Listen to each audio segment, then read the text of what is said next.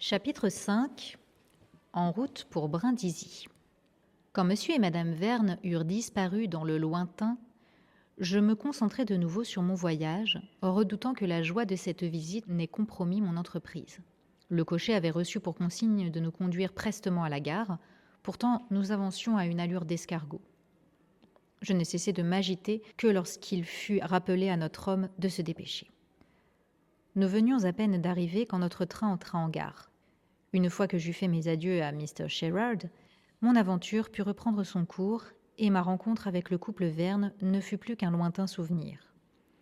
J'avais sacrifié de précieuses heures de sommeil et couvert une grande distance dans le seul but de les rencontrer, mais j'avais le sentiment que si je voyageais autour du monde avec autant de plaisir, ces petits sacrifices ne seraient pas cher payés.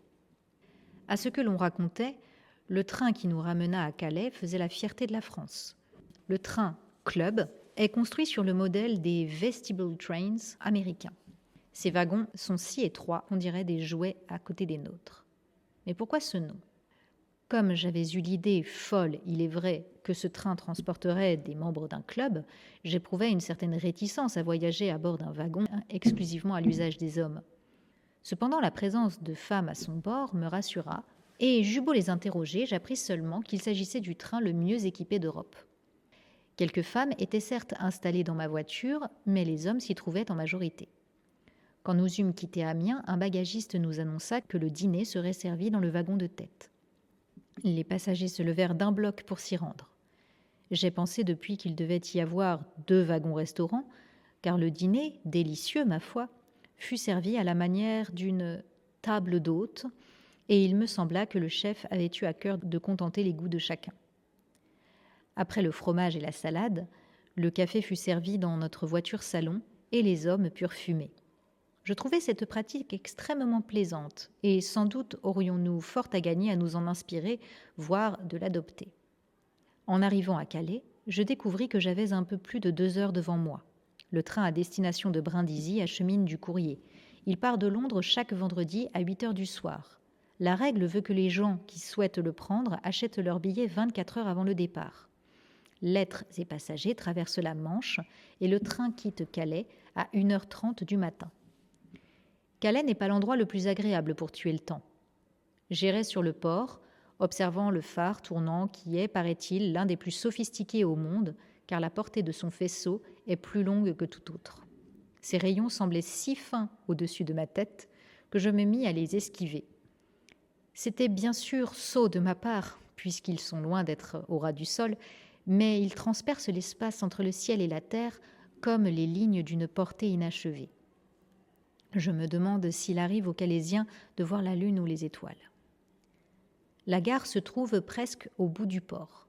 Elle est de grande taille, mais semblait, autant que j'en pus en juger, déserte à cette heure avancée de la nuit.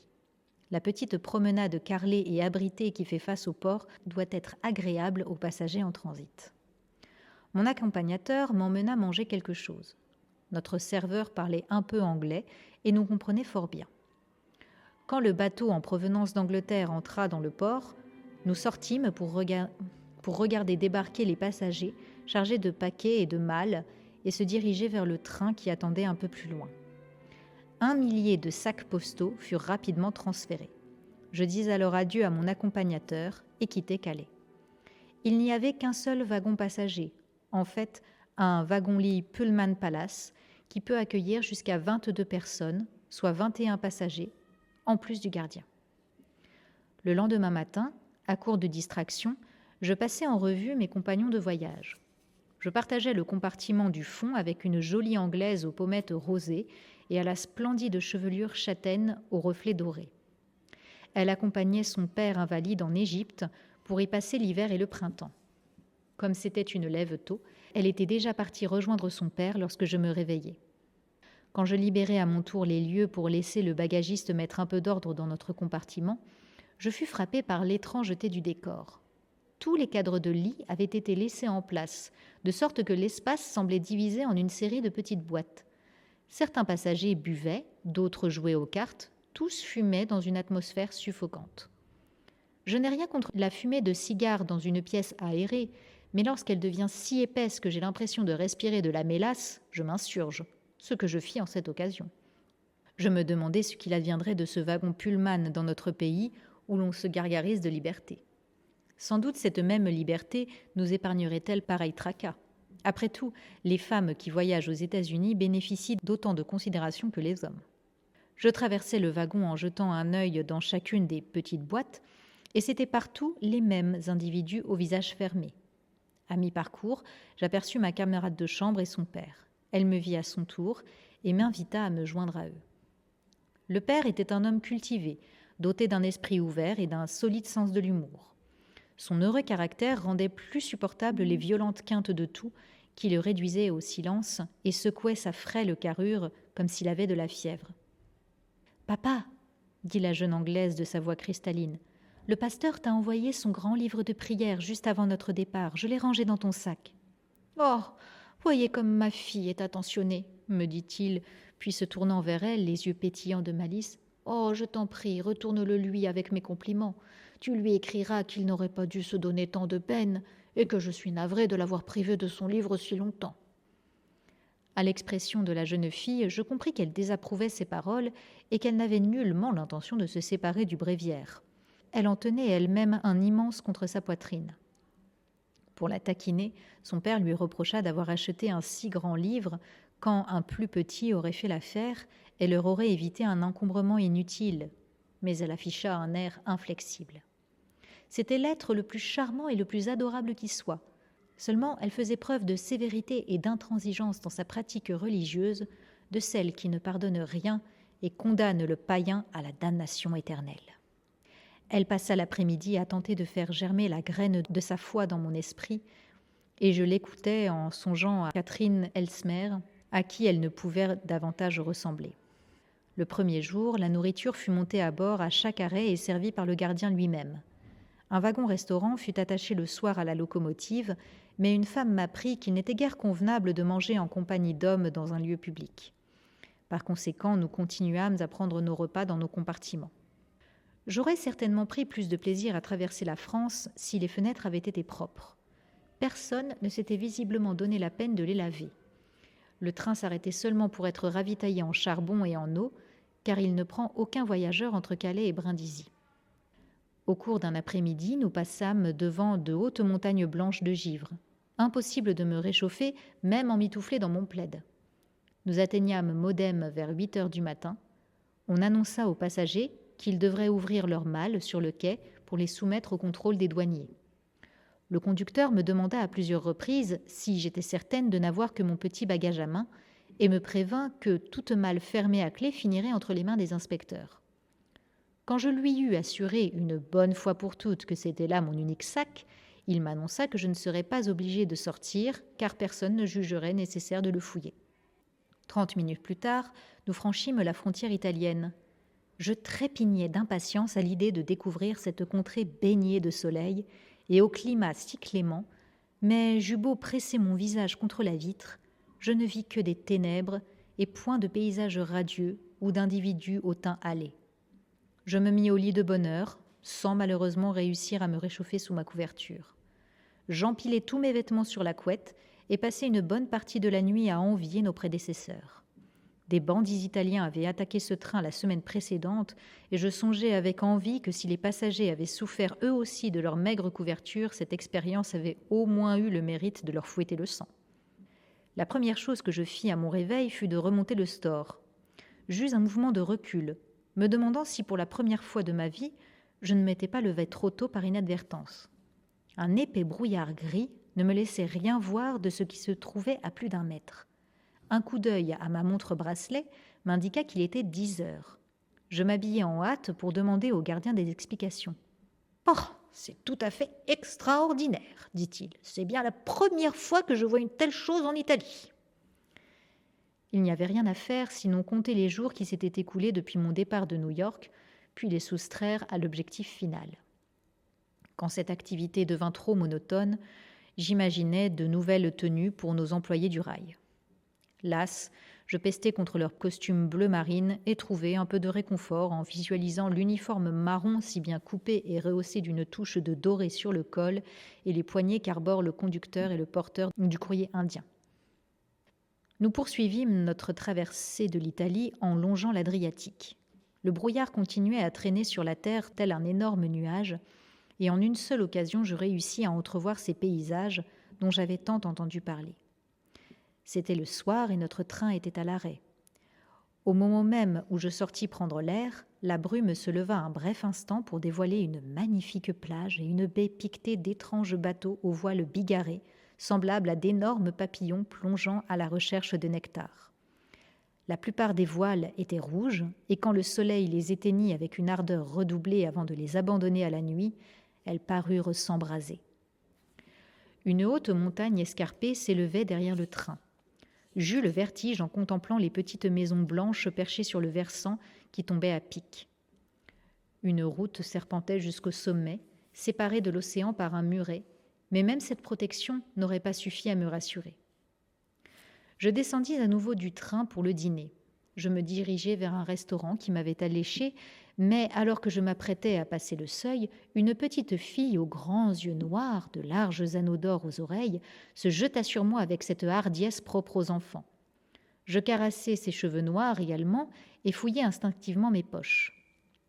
Quand j'en retirai enfin une grosse pièce en cuivre, plus une pièce est grande, moins elle a de valeur, un homme de petite taille, aux traits ciselés et aux yeux noirs étincelants, vêtu d'une large tunique blanche rehaussée d'un diamant, surgit de nulle part et gronda la fillette.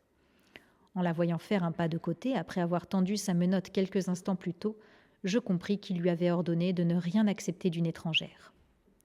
J'étais sur le point de gifler ce malotru quand le gardien, parti à ma recherche, vint à notre rencontre. « Vous l'avez insulté !» me dit-il comme si je n'en avais pas conscience.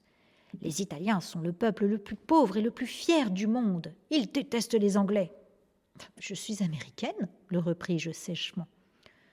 Sur ce, un serveur qui se tenait non loin, mais faisait mine de ne pas nous écouter, s'approcha et me parla en anglais. Je décidai de réparer mon erreur, même si je restais fermement convaincue que l'enfant aurait dû prendre la pièce de monnaie. « Quel charmant restaurant !» m'exclamai-je. Je traverse en coup de vent l'Italie et à en juger les délicieux mets que j'ai eu la chance de goûter en route, les restaurants italiens sont excellents.